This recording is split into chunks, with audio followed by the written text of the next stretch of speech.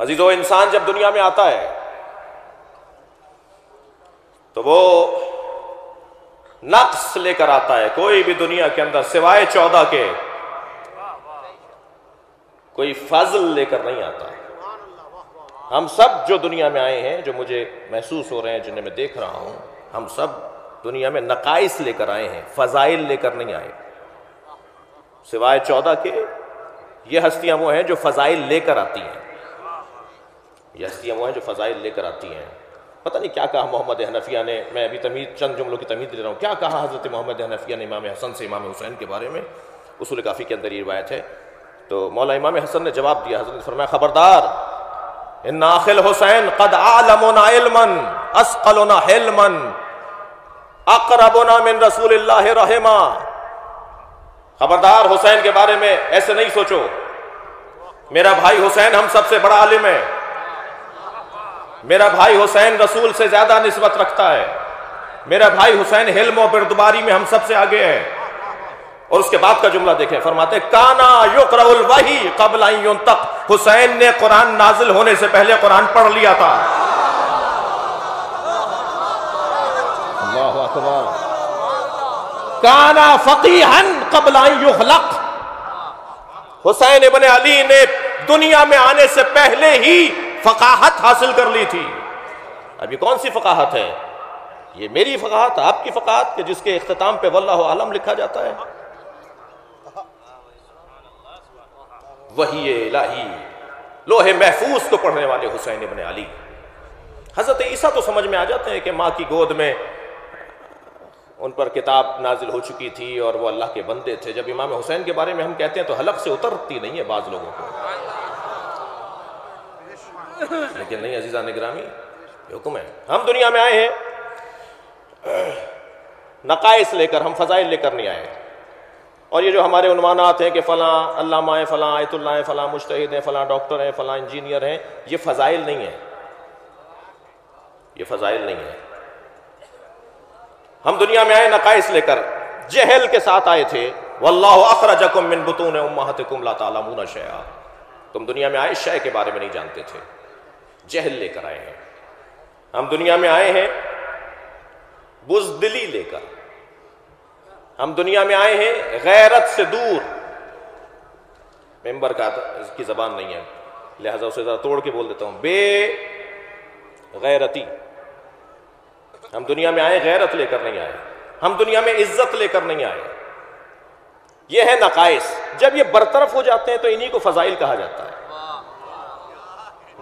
مثلا جب جہل برطرف ہو جائے گا تو علم آ جائے گا، اور علم کا آ جانا فضیلت ہے. جب بزدلی برطرف ہو جائے گی اور شجاعت آ جائے گی تو یہ بزدلی کا برطرف ہونا ہی فضل ہے. جب غیرت سے دوری یعنی غیرت مندی اور حمیت آ جائے گی تو یہ فضائل کہلائے گا. اور ایسے ہی عزت سے کا حصول جب ہو جائے گا تو یہ فضائل کہلائیں گے. ہم دنیا میں آئے کیا ہوا؟ قرآن کہہ رہا ہے کہ تم جاہل دنیا میں آئے تھے، آہستہ آہستہ تمہارا فضل بڑھتا چلا گیا، تمہارا نقص کم ہوتا چلا گیا.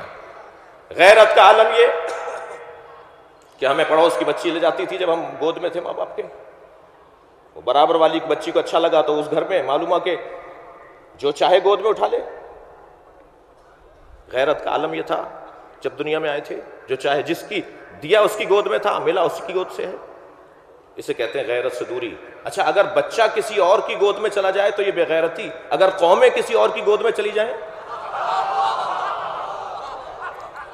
تو وہ کس درجے کی غیرت سے دوری ہوگی؟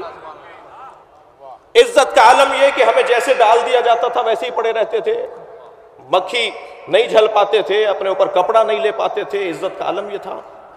لیکن عزیزان گرامی، جیسے جیسے عزت بڑھی، جیسے جیسے یہ نقص ختم ہوا، انسان کو فضل ملنا شروع ہو گیا.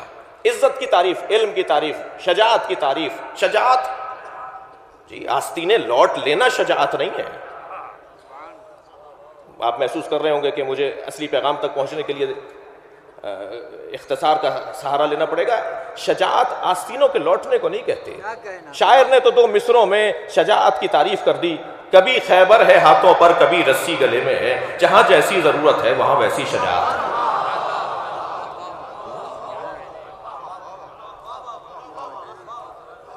لیکن جب یہ چیزیں برطرف ہوتی ہیں تو اسے کہتے ہیں انسان کا کمال.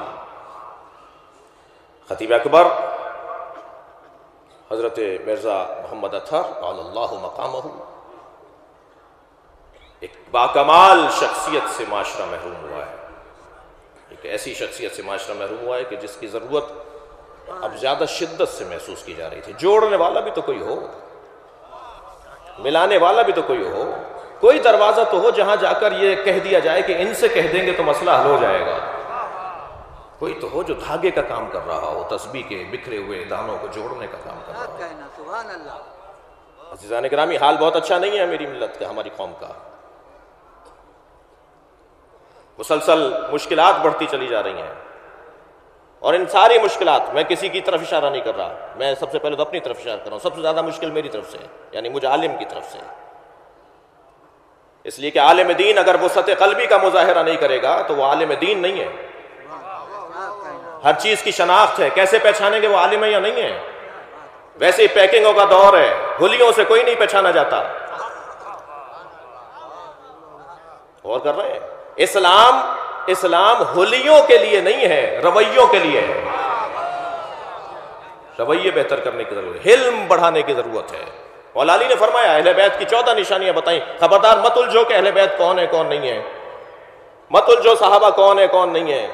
فلاں کی تعریف تطبیق نہیں کرو، مصداق نہیں بتاؤ، اصول بتاؤ، قانون بتاؤ. مولا علی قانون دے رہے ہیں. حضرت فرما رہے ہیں یخبرکم حلمہم عن علمہم، اہل بیت کا حلم ان کے علم کا پتہ بتائے گا. جو جتنا بڑا عالم ہے اس کے لیے لازم ہے کہ اتنا ہی حلیم ہو، بردبار ہو، تحمل مزاج ہو. ایک عالم کی مجلس پڑھ رہا ہوں. لہذا کپڑوں سے، ہولیوں سے کوئی نہیں پہنے. ویسے یہ جو ہم پہنے بیٹھے ہیں کپڑے، یہ عربی زبان کا لفظ ہے لباس. لباس کا مطلب ہی دھوکہ ہے. لغت میں جا کے دیکھ لیجئے، عربی کا لفظ ہے یہ لباس. لباس یعنی دھوکہ. کوئی مہنگے کپڑے پہن کر آتا ہے تو ہمیں بڑا آدمی لگتا ہے، کوئی پھٹے ہوئے کپڑوں میں آتا ہے ہمیں چھوٹا لگتا ہے. تو دھوکہ ہو رہا ہے یا نہیں ہو رہا جی؟ کسی کے کالر ادھڑے ہوئے ہوں تو ہمیں چھوٹا لگتا ہے، کسی نے کلف کے کپڑے پہنے ہوئے ہوں ہمیں امیر لگتا ہے. تو دھوکہ ہو رہا ہے نہیں؟ بڑی گاڑی سے اتر رہا ہے تو بڑا آدمی ہے، پیدل آیا ہے بیچارہ تو اس کے سلام کا جواب بھی اسے نہیں مل رہا. دھوکہ ہو رہا ہے یا نہیں ہو رہا؟ عزیزان گرامی، مولا علی کا جملہ دیکھیں. حضرت فرما رہے ہیں ما لبست علی نفسی ولا لبس علی، آج تک میں نے اپنے آپ کو دھوکہ نہیں دیا ہے اور دنیا میں کوئی پیدا نہیں ہوا جو علی کو دھوکہ دے سکتا.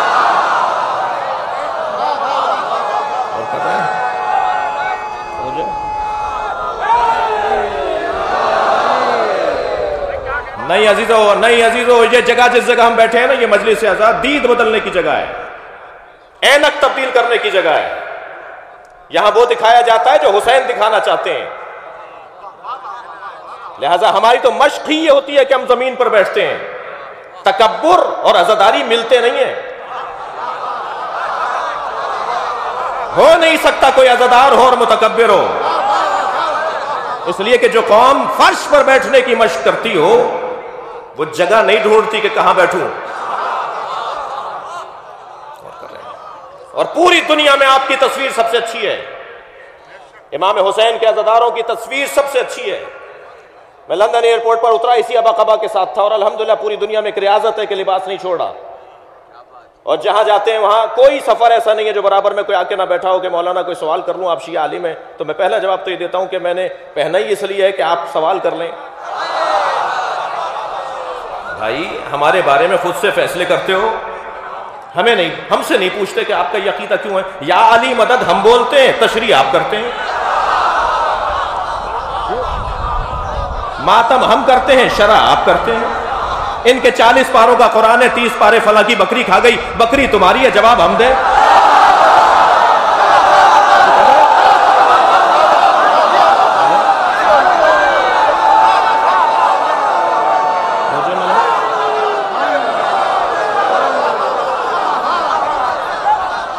بھائی ہاں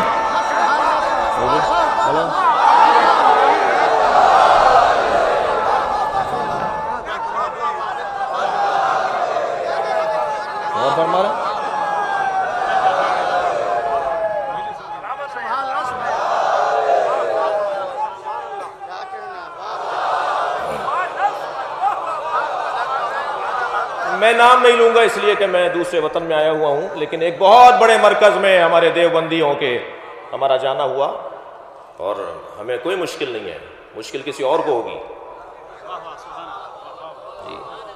ہم نے ایک بہت بڑے مفتی اعظم پاکستان کے، میں اب نام اشارہ تو ہو گیا، میں نے ان سے کہا کہ جی آپ اپنے لوگوں سے کہیے کہ ہمارے خلاف قلم اٹھائیں، اسلحہ رکھیں، قلم اٹھائیں ہمارے خلاف، ہم شیعوں کے خلاف قلم چلائیں۔ کہنے لگے بڑے جگر کی بات ہے۔ میں نے کہا سوال ہونا عیب نہیں ہے، جواب نہ ہونا عیب ہے۔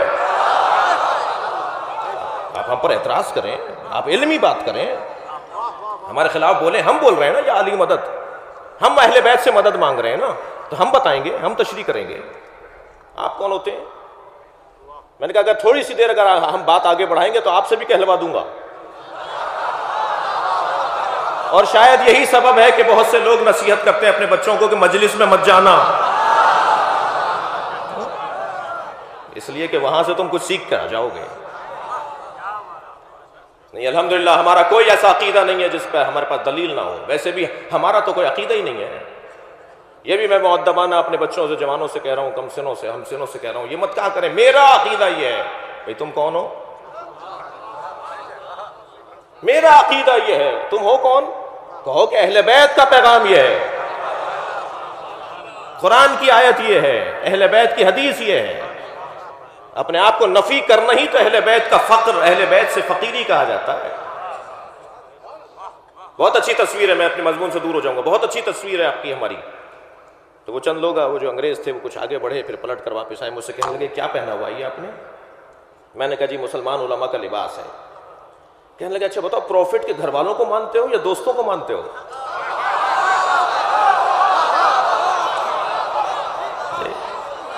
میں نے کہا نہیں، ہم گھر والوں کو مانتے ہیں۔ کہنے لگے گھر والوں کو ماننے والے بہتر ہیں۔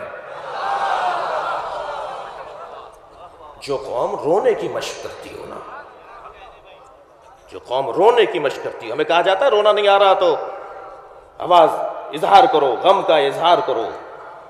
اب یہاں یہ حدیث بھی علماء کرام صاحبان دقت تشریف فرمائے ہیں کہ یہ جو کہا جاتا ہے کہ رونے کی شکل بناؤ، یہ شکل یہ والی شکل نہیں ہے، یہ ماحول۔ مجلس کرو، مجلس کی شکل بناؤ، غور کریں، طالب علم ہوں، میری کوئی بات غور کریں جی۔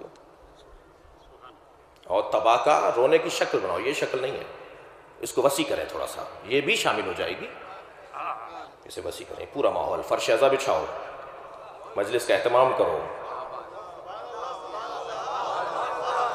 بھئی من بکا، اور آپ کا بکا رونے والا، آپ کا رلانے والا، اور مجلس کرنے والا کہاں جائے گا؟ وہ تباکہ ہے نا، رونے کی شکل بنانے والا مجلس کرنے والا ہے نا، لہذا رونے کا ماحول بنانے والا، مجلس اعضا کا انعقاد کرنے والا پیغمبر چاہتے ہیں رونے کا ماحول بنے۔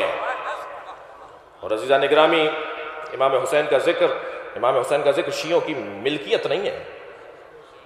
ایک جملہ میں اور آپ کی سماعتوں کے حوالے کر دوں، شیعہ امام حسین کی عزاداری کے مالک نہیں ہے، نوکر ہیں، اور نوکروں کو اپنی اوقات میں رہنا چاہیے، مالک کے مہمانوں کا خیال کرنا چاہیے۔ لہذا در حسین پر بیٹھنے والا ہر شخص ہمارا ہو۔ بھائی کیوں آپ مسجد میں مجلس نہیں کرتے، امام بارگاہ علیحدہ کیوں بناتے ہیں؟ پوری دنیا میں مسجد علیحدہ، امام بارگاہ علیحدہ ہے، دونوں ساتھ ساتھ ضرور ہیں، تاکہ یہ بھی احساس رہے کہ ہمارا مسجد سے کوئی بیر نہیں ہے، لا تعلقی نہیں ہے، مینجمنٹ ایک ہی ہے، ٹرسٹ انجمن ایک ہی ہے، جو اسے بھی سنبھال رہی ہے اسے بھی سنبھال رہی ہے۔ پیسے زیادہ ہیں، سب مدرسہ بناتے ہیں، آپ بھی بناتے ہیں، سب مسجد بناتے ہیں، آپ بھی بناتے ہیں، آپ کے پاس پیسے زیادہ ہیں، آپ امام بارگاہ کیوں بناتے ہیں؟ مسجد میں مجلس کیوں نہیں کرتے؟ اس کا سبب ہے، مسجد میں جانے کے لیے شرط و شرائط ہیں۔ کل اگر ہمارے ہندو بھائی، مسیحی، غیر مسلم اللہ کی بارگاہ میں کھڑے ہو گئے، یا اللہ میں قرآن سمجھنا چاہتا تھا، میں اسلام سمجھنا چاہتا تھا، مسلمان تو مسجد سے نکال دیتا تھا، تو ہم جواب دے سکیں گے۔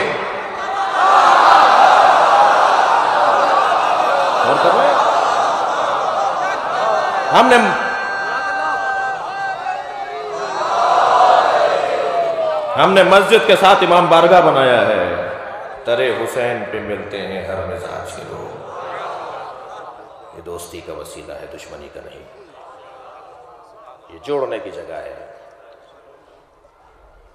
پاکستان سے تشریف فرما خطیب معظم ہیں، یہاں ہر بزرگ جس کی زیارت نصیب ہو رہی ہے وہ خدمت گزار اہل بیت ہے، شعراء اکرام تشریف فرمائے، قومیات کے لوگ بیٹھے ہیں، دور دراز سے لوگ تشریف فرمائے ہیں، حیدرآباد سے مہمان آئے ہوئے ہیں، سب سے زیادہ معظم اور مکرم میں جب آ کے بیٹھا تو ان کے آگے نہیں بیٹھا میں، اس لیے کہ امام حسین کے خادم ہیں، معمولی وجود نہیں ہے ان کا، اور ان خادموں میں سے ہیں، ان 8 خادموں میں سے ہیں جو امام نقی کی قبر میں اترے ہیں جب سامرہ پہ دھماکہ ہوا، حادثہ ہوا، تو 8 لوگوں کا انتخاب کیا گیا، ان میں سے ایک یہ ہیں، اہل تقوی، اہل ورع،